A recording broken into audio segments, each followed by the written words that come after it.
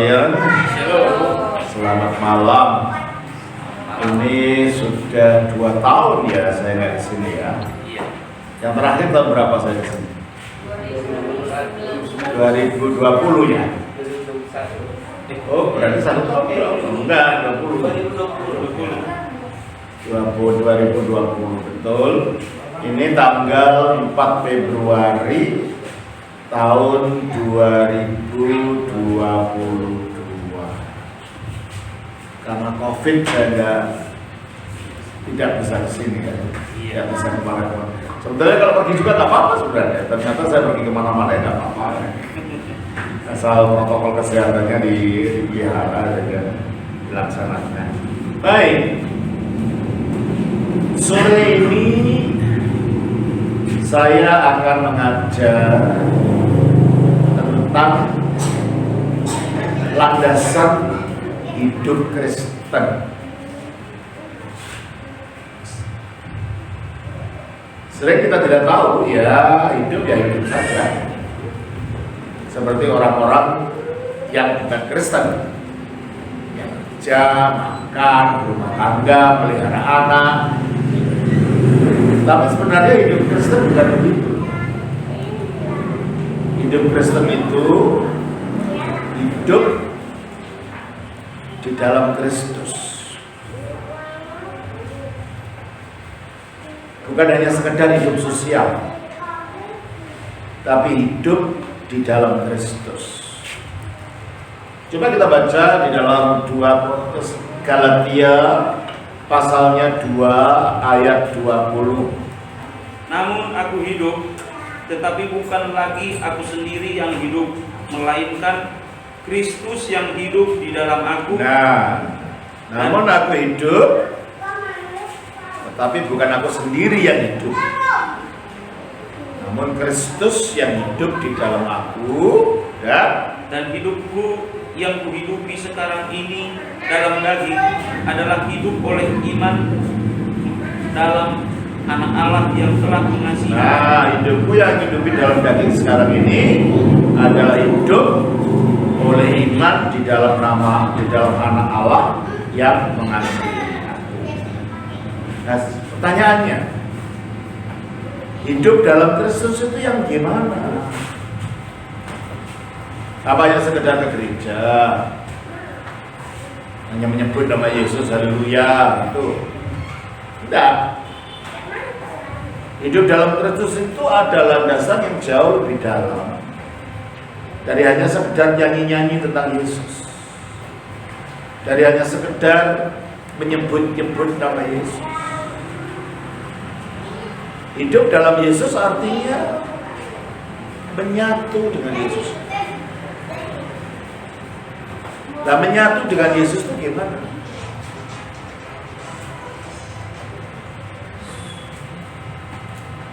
Karena Kristus mengatakan barang siapa tidak menyatu dengan Dia akan dibuang. Coba kita baca dalam Yohanes pasalnya yang ke-15. Ayatnya yang ke-4.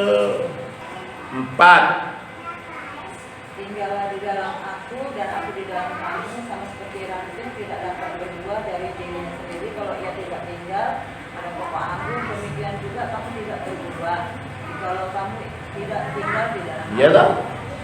Tinggallah di dalam aku dan aku di dalam kamu. Sama seperti ranting tidak dapat berbuah dari dirinya sendiri kalau ia tidak tinggal pada pokok anggur, demikian juga kamu tidak berbuah jikalau kamu tidak tinggal di dalam aku.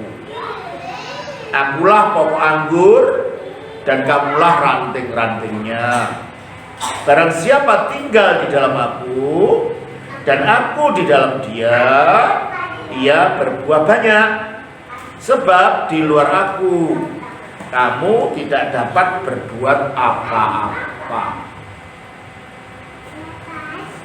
Barang siapa tidak tinggal di dalam aku, ia dibuang keluar seperti ranting dan menjadi kering.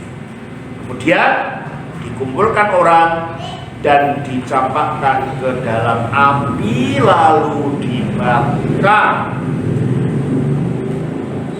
Kalau kamu tinggal di dalam aku dan firmanku tinggal di dalam kamu, mintalah apa saja yang kamu kehendaki dan kamu akan menerima. Nah, tinggal dalam Kristus itu yang gimana?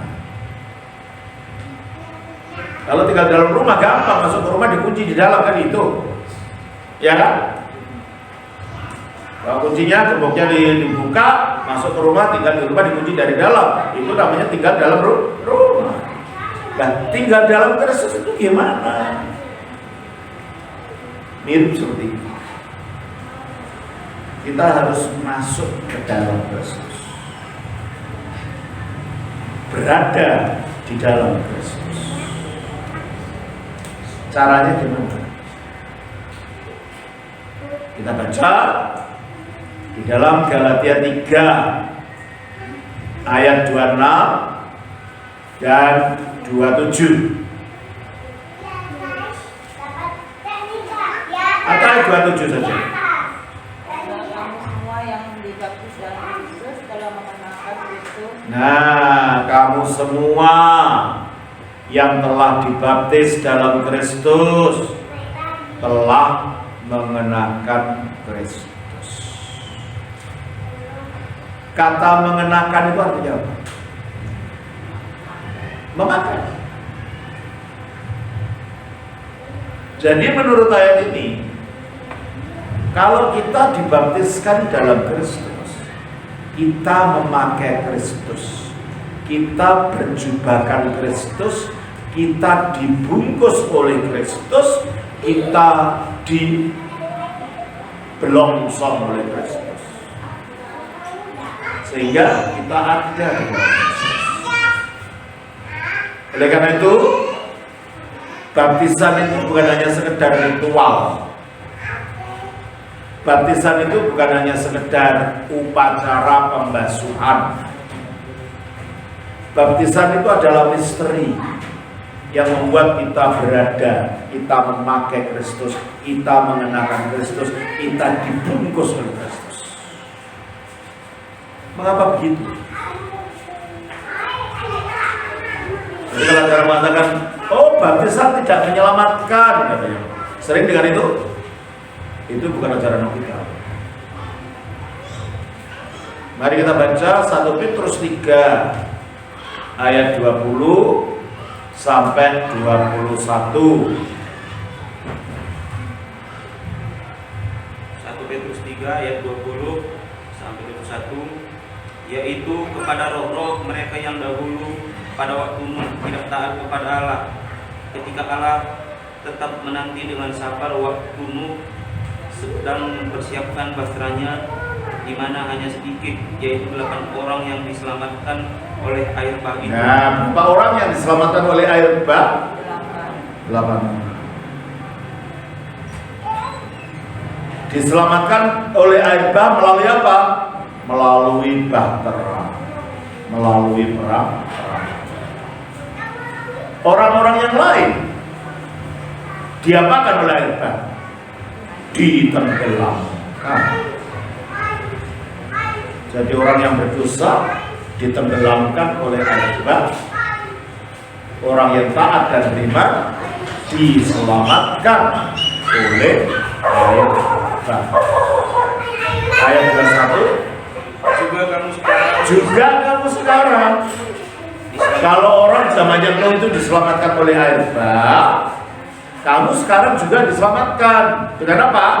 Kiasannya. Dengan kiasannya. Nya ini apa? Ya? Nya itu apa? Kiasannya. Nyanya ini apa? Air bah tadi.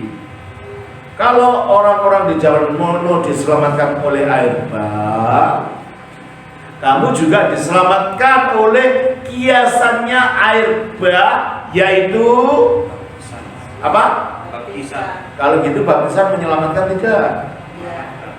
Menyelamatkan. Kamu diselamatkan oleh kiasannya air bah itu. Kiasannya air bah itu apa? Baptisan. Saya tidak tahu banyak orang menyebarkan hoax ini, menyebarkan ajaran bohong yang tidak diajarkan oleh kitab suci. Katanya baptisan tidak menyelamatkan, padahal ayat ini mengatakan apa? Kamu juga sekarang diselamatkan oleh kiasannya, yaitu kiasannya air bah, yaitu baptisan. Saya tidak tahu para pengkhotbah itu sengaja membohongi umat atau memang tidak mengerti. Kalau sengaja membohongi umat, seharusnya dia turun, tidak bisa mengajar lagi. Berarti tidak tahu Alkitab. Atau kalau tidak mengerti, seharusnya mundur. Kamu tidak mengerti Alkitab, mengajar orang tentang Alkitab. Sebab Alkitab mengatakan kamu juga sekarang diselamatkan oleh baptisan. Kamu katakan baptisan tidak menyelamatkan. Ya, juga kamu sekarang diselamatkan oleh kiasannya, yaitu baptisan. Terus maksudnya bukan untuk membersihkan kenajisan jasmani. Nah, maksudnya bukan untuk ritual untuk membersihkan jasmani, seperti kalau saudara muslim berwudu itu kan untuk ritual secara jasmani saja. Baptisan bukan untuk itu. Jadi baptisan maksudnya bukan untuk membersihkan apa katanya?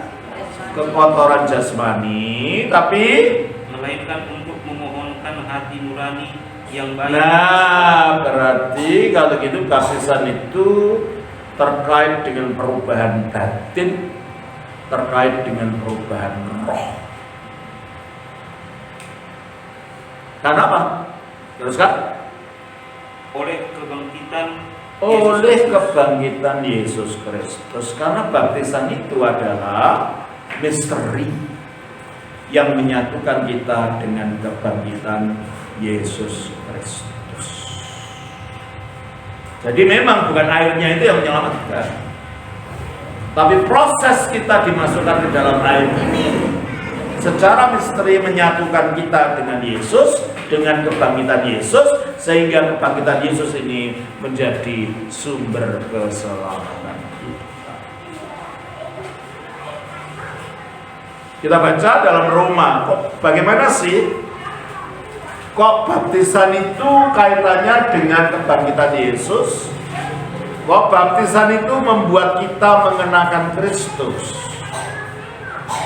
Artinya gimana?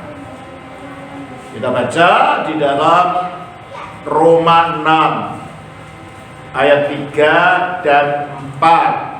Apa tidak tahukah kamu bahwa kita semua yang telah dibaptis dalam kematiannya, dengan demikian kita telah dikuburkan bersama-sama dengan Dia oleh baptisan dalam kematian, supaya sama seperti Kristus telah dibangkitkan dari antara orang mati oleh firman Bapa, demikian juga tidak akan hidup dalam hidup yang baru. Saya baca kembali. Atau tidak tahukah kamu? Ya memang banyak yang tidak tahu. Atau tidak tahukah kamu? Ya Rasul Paulus memang saya tidak tahu, harus gitu. Apa? Bahwa kita semua yang telah dibaptis dalam Kristus telah dibaptis masuk ke dalam kematian. Jadi kalau bahasa hasilnya eis itu masuk ke dalam. Eis ton tanah ton aftu, masuk ke dalam kematiannya, itu kalau bahasa hasilnya. Berarti baptisan itu bukan hanya sekedar upacara supaya kita basah tubuhnya, enggak. Tapi pada waktu tubuh kita ditenggelamkan dalam air menurut Alkitab, ya secara mata jasmani kelihatannya orang tenggelam dalam air, tapi dalam peristiwa rohani orang itu disatukan dengan kematian Kristus. Kok bisa? Karena pada waktu baptisan dijalankan, itu bukan hanya seorang-seorang ditenggelamkan ke dalam air, tapi Roh Kudus bekerja, membuat itu suatu misteri. Coba kita baca dalam 1 Korintus 12 ayat 13.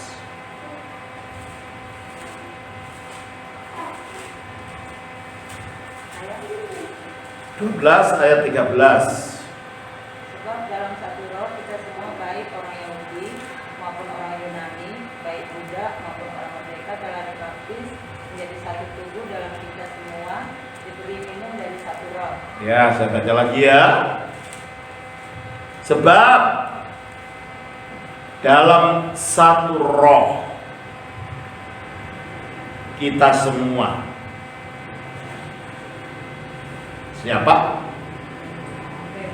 Baik orang Yahudi maupun orang Yunani, baik orang Batak maupun orang Jawa, baik orang Tionghoa maupun orang Arab.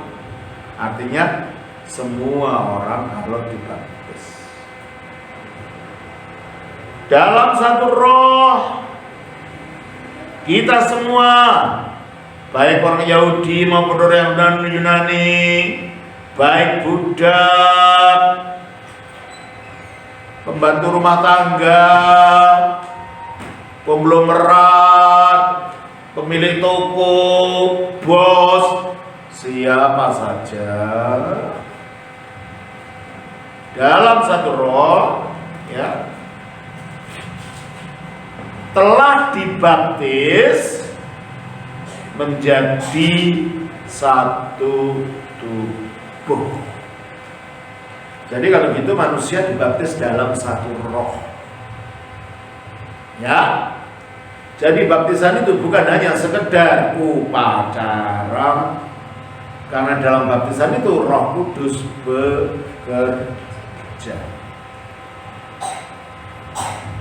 Nah, karena adanya Roh Kudus yang bekerja inilah, maka baptisan yang secara mata jasmani kelihatannya hanya orang dimasukkan ke dalam air, tetapi dalam alam rohani orang itu disatukan dengan kematian Kristus. Jadi kita menyatu dengan kematian Kristus. Untuk apa? Kenapa harus menyatu dengan kematian Kristus? Sebab kematian Kristus itulah sarana di mana dosa dikalahkan. Gimana sih kok kematian Kristus di atas salib itu mengalahkan dosa? Nah, mari kita lihat. Sebenarnya intinya dosa itu apa? Kita baca Kejadian 2 ayat 16 17.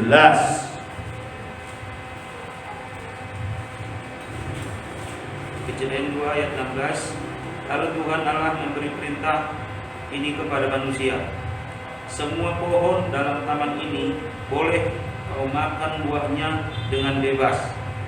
Tetapi pohon pengetahuan tentang yang baik dan yang jahat itu janganlah kau makan buahnya, sebab pada hari engkau memakannya pastilah engkau mati. Jangan kau makan buahnya,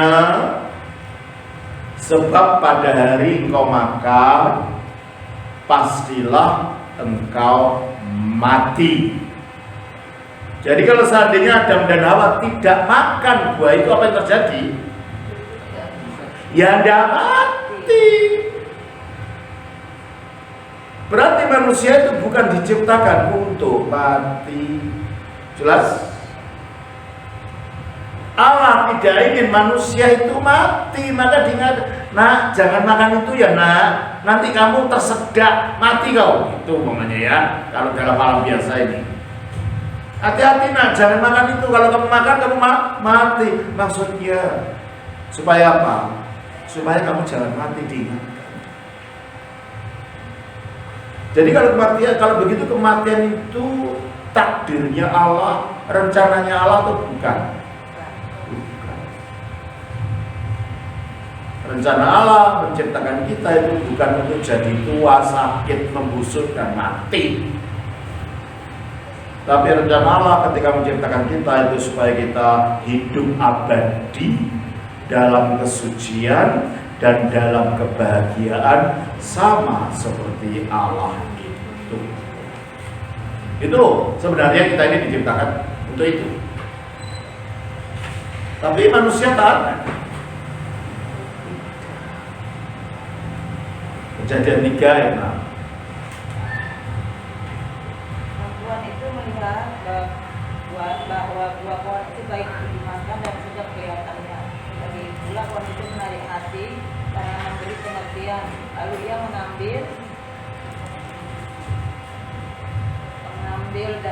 dari buahnya dan dimakannya dan diberikannya juga kepada suaminya yang bersama-sama dengan dia, dan suaminya pun memakannya. Taat nggak mereka sama perintah Allah? Jangan makan. Tidak taat. Manusia memberontak,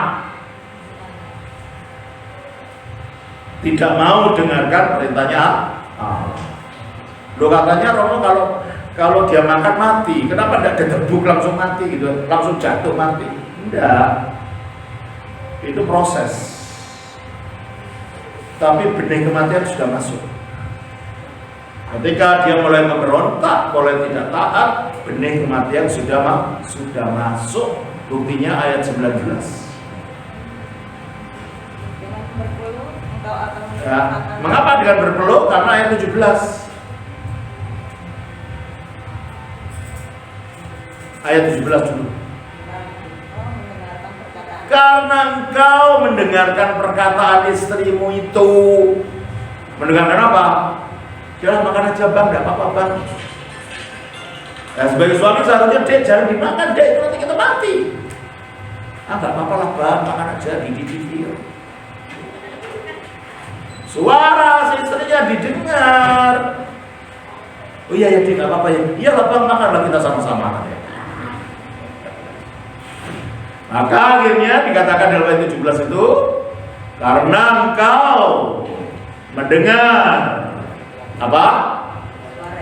Perkataan istrimu.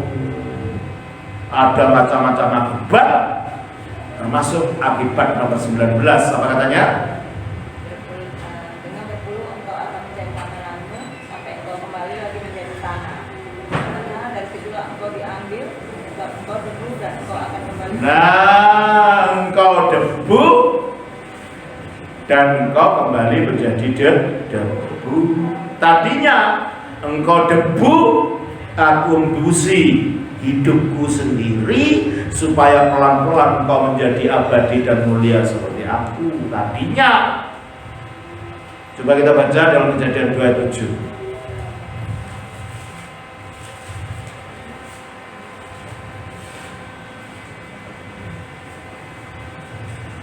Ayat 7.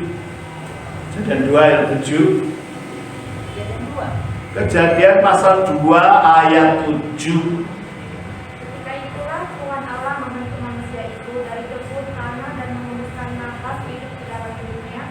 Demikianlah manusia itu menerima pilihan. Nah itu tadinya dari debu diberi hembusan nafas Allah untuk hidup abadi. Sekarang karena dia memberontak, terbalik sekarang, jadi debu menukik jadi debu kembali gitu loh.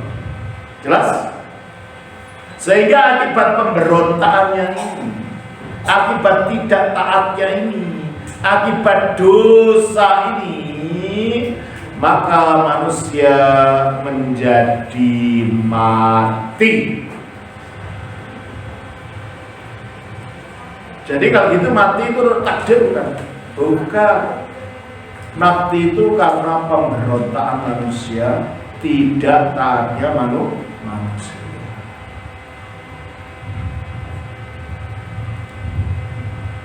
Kita baca Roma 6 ayat 23. Roma 6 ayat 23. Sebab kepada saya ialah maut Upah dosa adalah maut. Upah pemberontakan tidak taat itu kamu jadi mati, maksudnya itu. Akibat dari pemberontakan itu, tidak taat itu, kamu sekarang jadi mati. Kalau enggak, kamu enggak mati. Kita baca juga Roma 5 ayat 12. Sebab itu sama seperti dosa telah masuk ke dalam dunia oleh satu orang. Oleh siapa satu orang ini? Dosa masuk ke dalam dunia oleh satu orang. Siapa? Adam. Karena ketidaktaatnya, dosa masuk ke dalam dunia oleh Adam dan teruskan. Dan oleh dosa itu juga maut. Nah, oleh dosa itu juga masuknya maut. Masuknya kematian.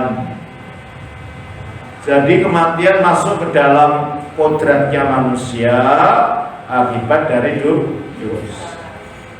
Akibat dari pemberontakan, akibat dari ketidaktaatan. Jelas? Dan karena ketidaktaatan ini mengakibatkan kematian, maka untuk mengalahkan ketidaktaatan itu harus dilakukan apa? Dengan apa? Dengan sebaliknya apa? Ketaatan melalui kematian juga.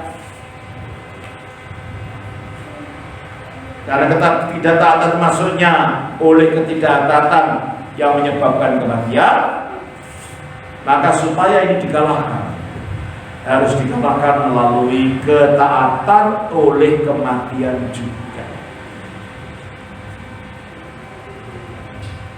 Nah, siapa yang dapat mengalahkan dosa? Hanya dia yang tidak punya dosa. Kalau sesama manusia berdosa, nggak bisa mengalahkan dosa, ya kan? Dan yang tidak punya dosa itu adalah Allah, firman Allah. Itulah sebabnya firman-Nya Allah yang adalah Allah diturun jadi manusia. Sebab dosa itu letaknya di dalam tubuhnya manusia. Dia harus masuk ke dalam tubuhnya manusia untuk melawan dosa. Nah, dia bisa melakukan itu karena dia tidak punya dosa. 1 Yohanes pasal 3 ayat 5. Kalau bacakan 1 Yohanes 3 ayat 5.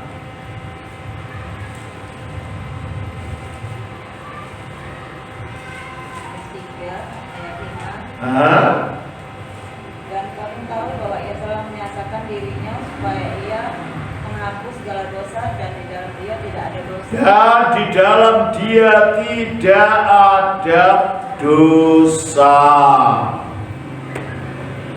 Karena di dalam dia tidak ada dosa, maka dia dapat mengalahkan dosa. 2 Korintus 5 ayat 21. Kita baca.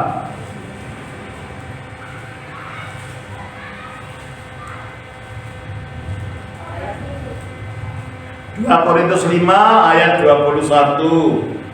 Ia yang tidak mengenal dosa. Ia yang tidak mengenal dosa. Ibrani 4 ayatnya 15.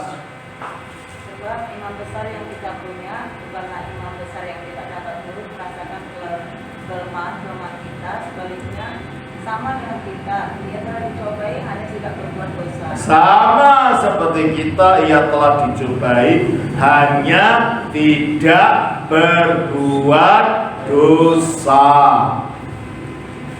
Karena Kristus tidak ada dosa, tidak berbuat dosa, tidak mengenal dosa, inilah ia dapat mengalahkan dosa. Kalau orang berbuat dosa, masih berbuat dosa, berarti tunduk pada dosa. Nah, tunduk itu tanda kalah. Kristus tidak ada tunduk sama dosa sama sekali. Makanya dosa tidak bisa berbuat apa-apa melawan Kristus. Karena itu Kristus dapat mengalahkan dosa. Caranya gimana? Kita baca Filipi 2 ayatnya 8.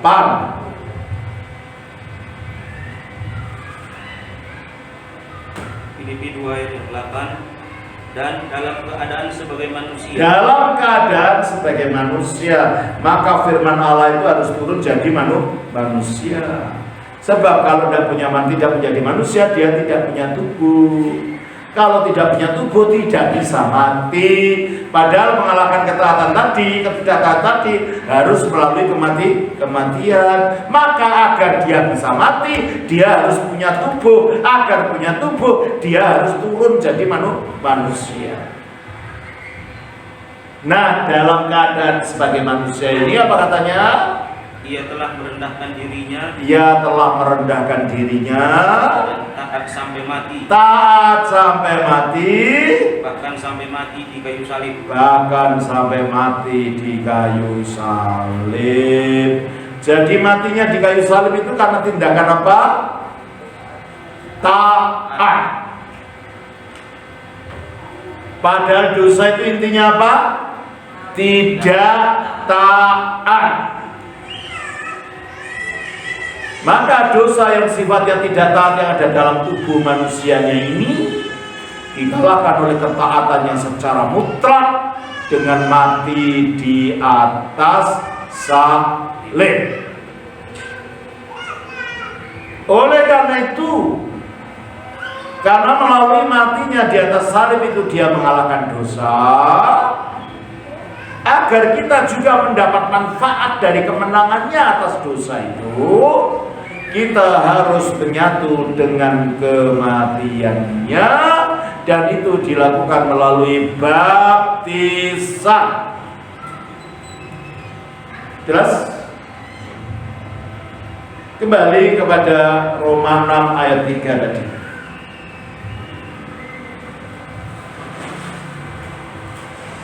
Roma 6 ayat 3. Apa tidak tahukah kamu bahwa kita semua yang telah dibaptis dalam Kristus telah dibaptis dalam kematian? Nah, kita dibaptis dalam Kristus, dibaptis masuk ke dalam kematiannya.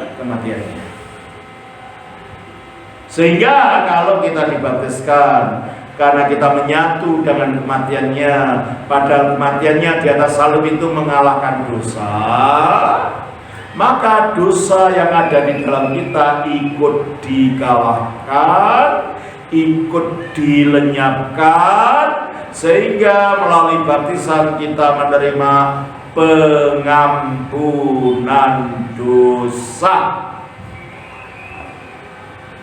Kita baca dalam Kisah Rasul pasal 2 ayatnya yang ke-38.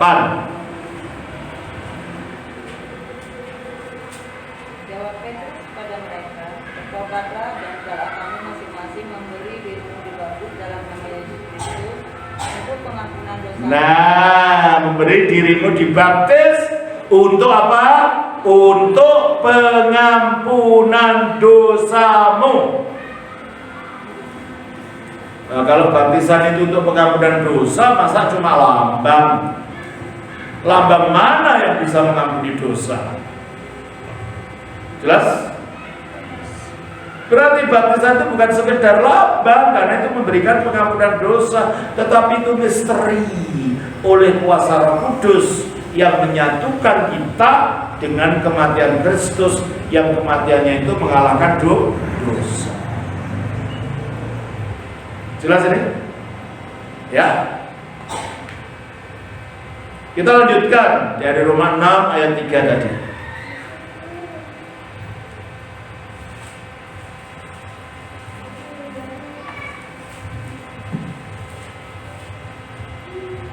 Roma 6 ayat 3. Apa tidak tahukah kamu bahwa kita semua yang telah dibaptis dalam Kristus telah dibaptis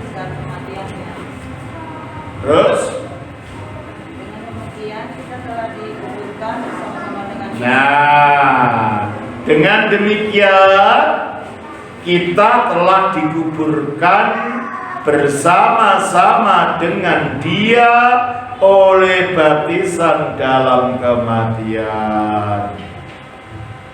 Pertama, kita dibaptis menyatu dengan kematiannya itu sendiri, yang oleh kematiannya Dia mengalahkan dosa sehingga kita menerima pengampunan dosa.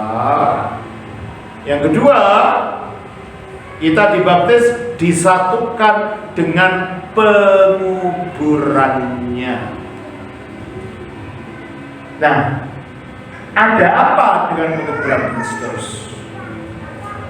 Kita baca Ibrani 2 ayat 14. Ibrani pasal 2 ayat 14. Karena anak-anak itu adalah anak-anak dari darah dan daging, maka Dia juga menjadi sama dengan mereka dan mendapat bagian dalam keadaan mereka, supaya oleh kematiannya yang memusnahkan Dia, yaitu iblis yang berkuasa atas maut. Nah, karena anak-anak itu, maksudnya kita semua ini adalah anak-anak dari darah dan daging. Maka ia, yaitu anak Allah atau firman Allah, juga menjadi sama dengan mereka, karena anak Allah ini jadi manusia, ya, dan mendapat bagian dalam keadaan mereka yang betul-betul manusia, dilahirkan, punya rasa sakit, punya lapar, punya haus, ya toh, punya lelah, akhirnya punya kematian. Itu kan sama seperti kita, ya kan? Mendapat bagian dalam keadaan kita, keadaan mereka, supaya oleh kematiannya Ia memusnahkan dia, yaitu iblis yang berkuasa atas maut. Kalau iblis itu yang berkuasa atas maut, berarti setiap orang yang mati meninggalkan tubuhnya akan dicengkeram oleh iblis. Jelas? Dia menjadi rajanya kematian. Oleh karena itu hampir semua budaya percaya di kuburan itu ada hantu. Betul nggak? Percaya di kuburan itu ada setan. Percaya di kuburan itu ada begu gajah. Hampir semua budaya. Mengapa? Bukan orang matinya jadi hantu, bukan. Kalau orang mati ya sudah dicengkeram, tidak bisa kemana-mana. Yang menampakkan jadi begitu-begitu itu adalah anak buahnya penguasa maut ini. Karena rajanya adalah raja yang menguasai maut, maka dia nampak di sekitar tempat-tempat maut. Jadi jangan percaya kalau opung datang, nanti kirimkan rokok cak bentul. Jangan percaya begitu. Itu bukan opung yang datang, ya. Itu bukan tulang yang sudah meninggal yang datang, bukan. Itu penganut malaikat-malaikatnya iblis. Berarti kalau gitu setiap orang mati itu, kalau mati akan dikuasai oleh raja kematian, yaitu iblis.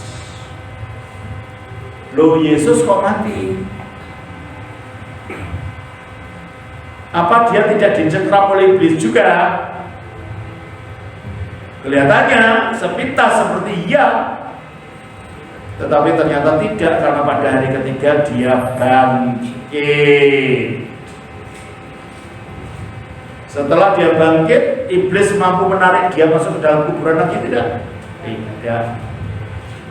Setelah dia bangkit, iblis mampu untuk membuat dia tetap tinggal di dalam alam kematian tidak? Tidak. Berarti iblis tidak mampu berbuat apa-apa terhadap Yesus, berarti iblis kalah terhadap Yesus, berarti Yesus telah mengalahkan iblis. Jadi oleh penyalibannya dia mengalahkan apa tadi? Dosa. Oleh penguburannya dia mengalahkan apa? Iblis. Mengapa iblis harus dikalahkan? Karena yang membuat manusia memberontak itu siapa di Taman Eden ini? Memberontak, tidak taat sehingga makan buah itu siapa yang membuat? Iblis. Sejak saat itu alam semesta yang tadinya diserahkan kepada manusia oleh Allah untuk mengelolanya direbut dari tangan manusia. Kuasa sejak yang berkuasa atas alam. 1 Yohanes 5 ayat 19. Kita baca dari 1 Yohanes 5 ayat 19.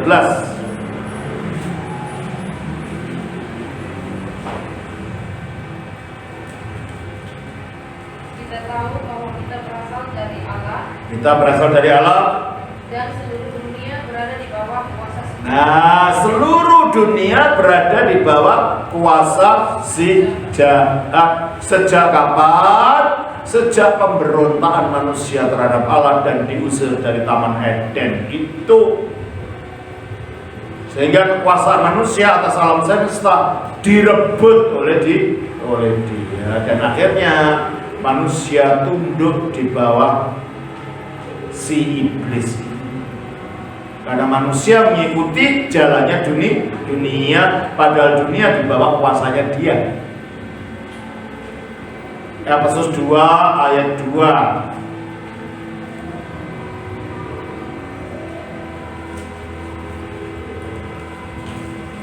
Efesus 2 ayat 2, kita baca. Kamu hidup di dalamnya karena kamu mengikuti jalan dunia ini. Nah, kamu mengikuti jalan dunia ini, padahal dunia ini dikuasai siapa tadi? Si jahat. Maka kalau kita mengikuti jalan dunia ini apa katanya? Karena kamu menaati penguasa kerajaan. Nah, kamu mentaati penguasa kerajaan angkasa. Jadi di angkasa yang tidak nampak mata ini ada kerajaan, tapi kerajaan kegelapan yang berkuasa jadi rajanya adalah roh ini. Siapa? Iblis. Kamu mentaati penguasa kerajaan angkasa, ya? Teruskan. Yaitu roh yang sekarang sedang bekerja di antara Nah, penguasa kerajaan angkasa itu adalah roh yang sekarang bekerja di antara orang-orang durhaka. Jadi kalau manusia itu berbuat durhaka, entah mabuk-mabuk, entah minum-minum, entah main perempuan sisi kanan, atau kalau perempuan main laki-laki kiri kanan, mencuri, berbohong, yang memprovokasi adalah roh ini. Yang mendorong kita melakukan itu adalah roh ini, dan kita dikipas-kipas, ayo lakukan. Berarti manusia berada di bawah kuasa iblis. Makanya agar kita lepas dari kuasa iblis ini, kita harus menyatu dengan kemenangan Kristus atas iblis. Dan kemenangan Kristus atas iblis terjadi kapan? Waktu dia dikubur. Makanya dalam baptisan kita disatukan dengan penguburan Kristus, sehingga dengan demikian kita disatukan dengan kemenangan Kristus atas iblis.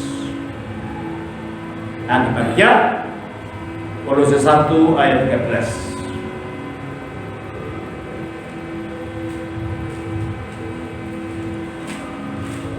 Kolose 1 ayat 13.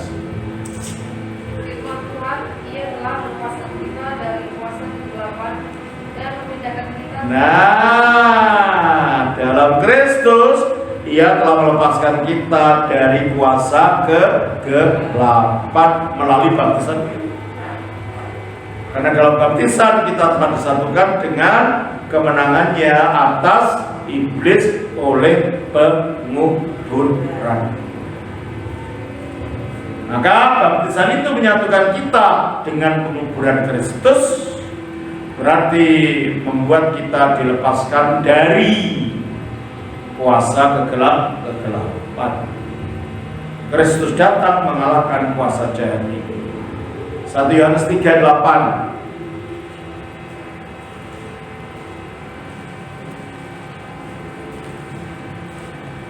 Barang siapa yang telah berbuat dosa berasal dari iblis, sebab iblis berbuat dosa dari mulanya. Untuk inilah anak Allah menyatakan dirinya, yaitu supaya ia membinasakan perbuatan-perbuatan. Nah, untuk inilah anak Allah datang supaya membinasakan perbuatan-perbuatan iblis. Dan itu dilakukannya melalui penguburannya. Jelas ini ya? Kalau gitu baptisan penting tidak? Sangat penting. Makanya iblis tidak senang diciptakan pengkhotbah-pengkhotbah yang merendahkan baptisan. Diciptakan para pengkhotbah-pengkhotbah yang mendangkalkan makna baptisan, membuat baptisan hanya sebagai upacara yang tidak ada artinya. Padahal baptisan ini awal kita dilepaskan dari pertama kuasa dosa, kemudian kuasai iblis. Kita lanjutkan di dalam Roma 6 ayat 4.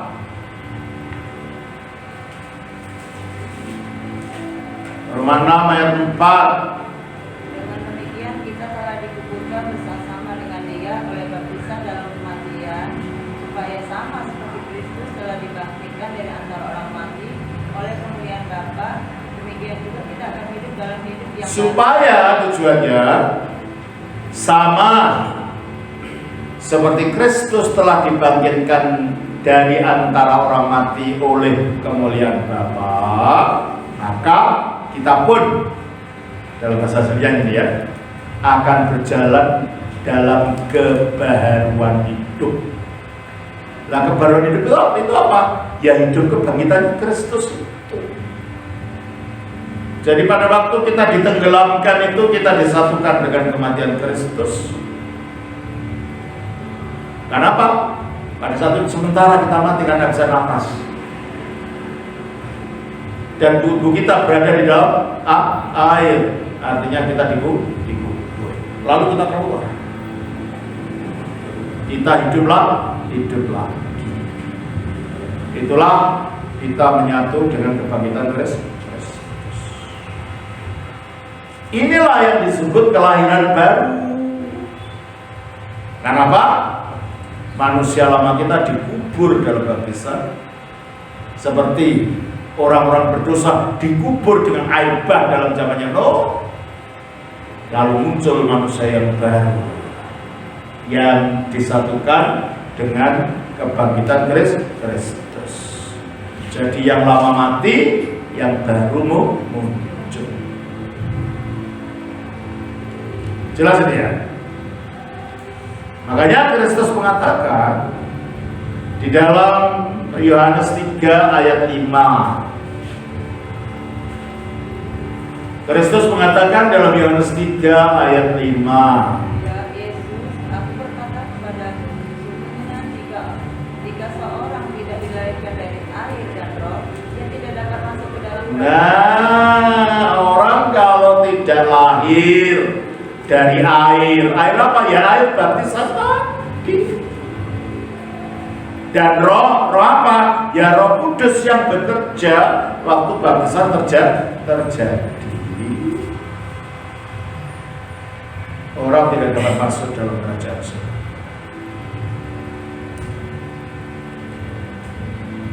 Kalau gitu baptisan penting tidak?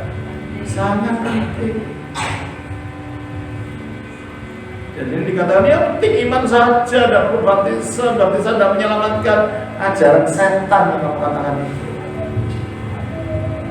Sebab melalui baptisan kita disatukan kemenangan Kristus atas setan. Malah kamu katakan tidak perlu, itu gimana? Jadi melalui baptisan itu kita disatukan dengan kematian Kristus di atas salib yang mengalahkan dosa, sehingga kita menerima pengampunan dosa. Kita disatukan dengan penguburan Kristus yang mengalahkan iblis, sehingga kita dilepaskan dari kuasa kegelapan. Dan melalui itu kita disatukan dengan kebangkitan Kristus, yang setelah bangkit dia tidak mati lagi. Coba kita baca Roma 6 ayat 9.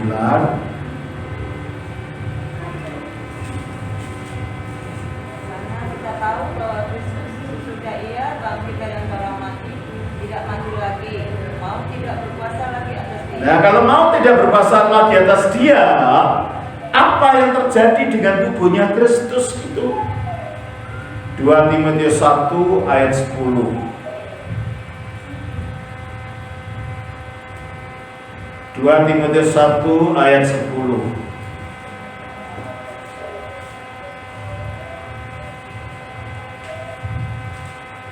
Firman Tuhan, dan yang sekarang dinyatakan oleh kedatangan Juru Selamat kita Yesus Kristus, yang oleh Injil telah mengalahkan kuasa maut dan mendatangkan hidup yang tidak dapat binasa.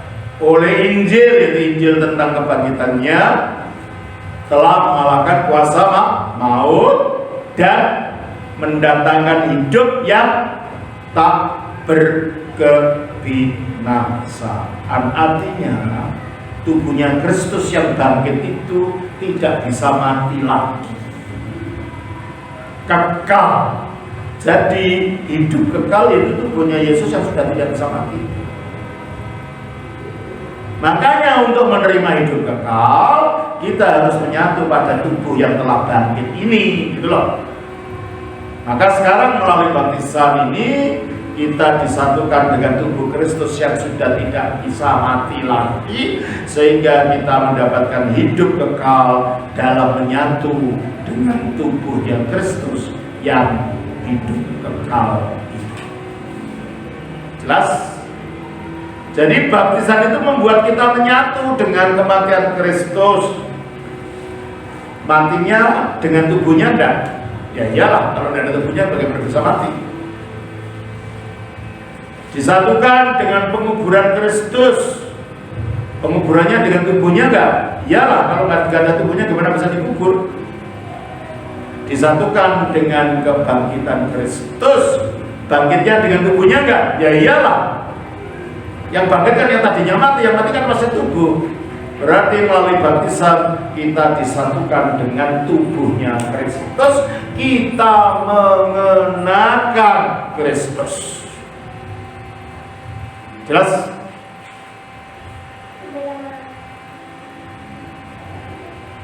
Nah, karena baptisan itu terjadi dengan karyanya Roh Kudus, maka baptisan dengan penyelaman dalam air saja belum cukup.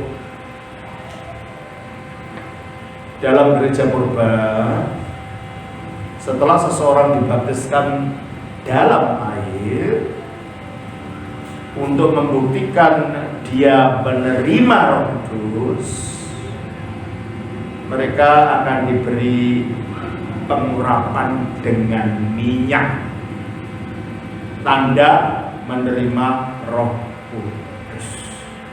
1 Samuel seperti yang dilakukan oleh Nabi Samuel pada Daud. 1 Samuel 16 ayat 13.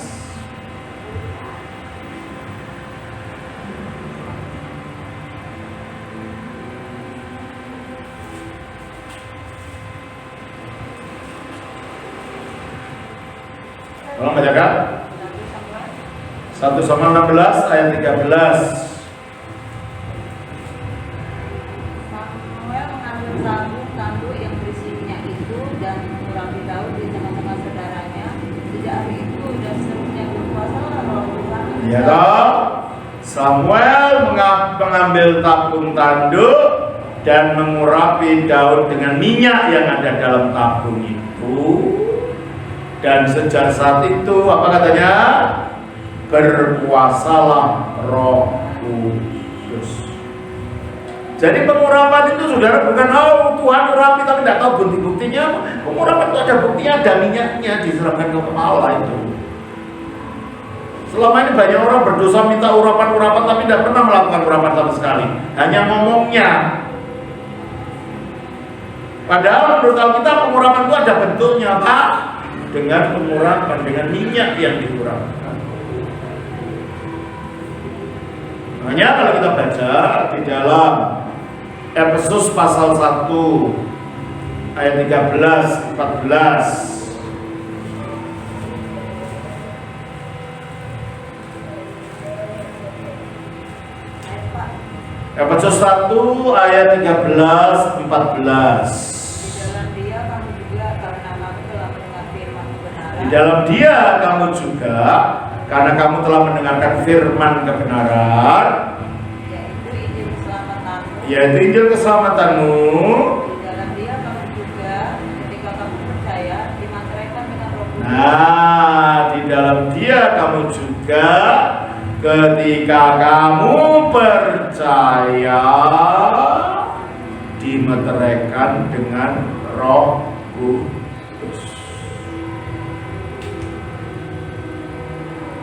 Nah, percaya itu tidak percaya begitu saja. Percaya yang disertai baptisan. Coba kita baca Galatia 3, 26, 27. Kalau bacakan? Firman Tuhan, sebab kamu semua adalah anak-anak Allah karena iman di dalam Yesus. Kok bisa iman saja tetap menjadi anak Allah? Percaya saja kok bisa jadi anak Allah? Apakah mungkin saya percaya pada keluarga Pangaribuan, tiba-tiba saya jadi anaknya keluarga Pangaribuan? Enggak kan? Harus ada upacaranya dong. Diadatkan kan gitu. Saya diberi nama, gitu kan? Nah, dalam Kristus juga begitu, bukannya sekedar percaya saja. Kamu menjadi anak Allah itu. Makanya diterangkan ayat 27. Karena, nah itu keterangannya. Kamu yang beriman menjadi anak Allah karena apa? Kamu semua yang dibaptis dalam Kristus telah mengenal. Berarti iman kaitannya dengan apa? Baptisan. Jadi bukan hanya iman secara angan-angan, secara kemampuan intelektual dipikir-pikir, bukan. Iman yang disertai perbuatan dengan dibaptiskan, sehingga melalui itu Roh Kudus bekerja, kita mengenakan Kristus, yaitu mengenakan apa? Mengenakan kematiannya, mengenakan penguburannya, mengenakan kebangkitannya dari antara orang mati. Berarti disitulah kita di dalam Kristus. Jelas? Jadi tidak hanya angan-angan saja, ada buktinya kita dalam Kristus. Kenapa? Karena baptisan itu awal kita masuk, itu kuncinya masuk ke dalam rumah tadi. Rumahnya adalah Kristus. Kembali sekarang kepada Efesus 1 ayat 13.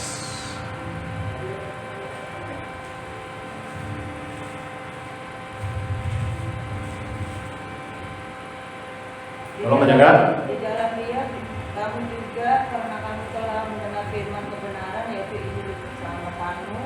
Di dalam Dia kamu juga ketika kamu percaya dimateraikan dengan Roh Kudus. Nah, di dalam Dia juga ketika kamu percaya, kamu dimeteraikan dengan Roh Kudus. Caranya gimana? Dengan diurapi. 2 Korintus 1 ayat 21. Kalau bacakan?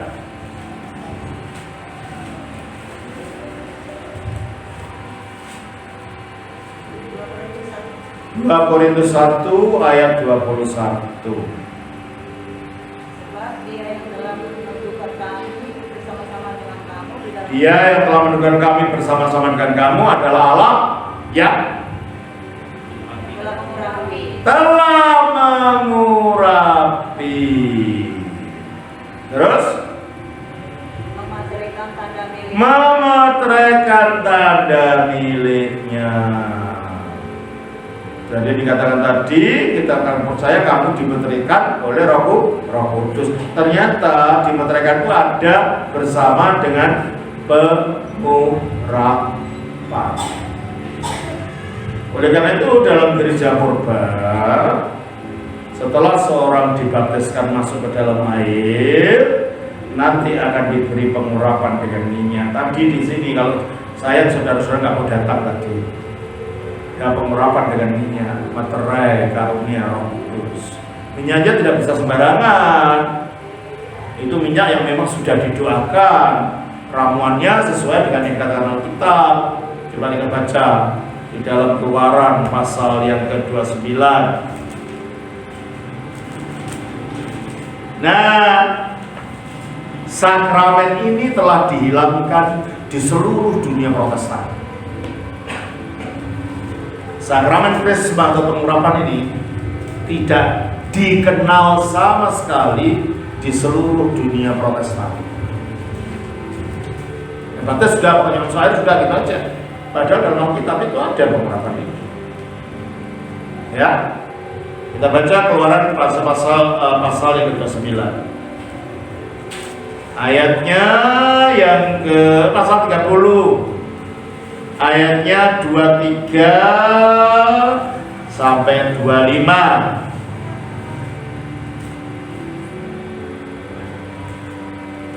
Tolong mereka.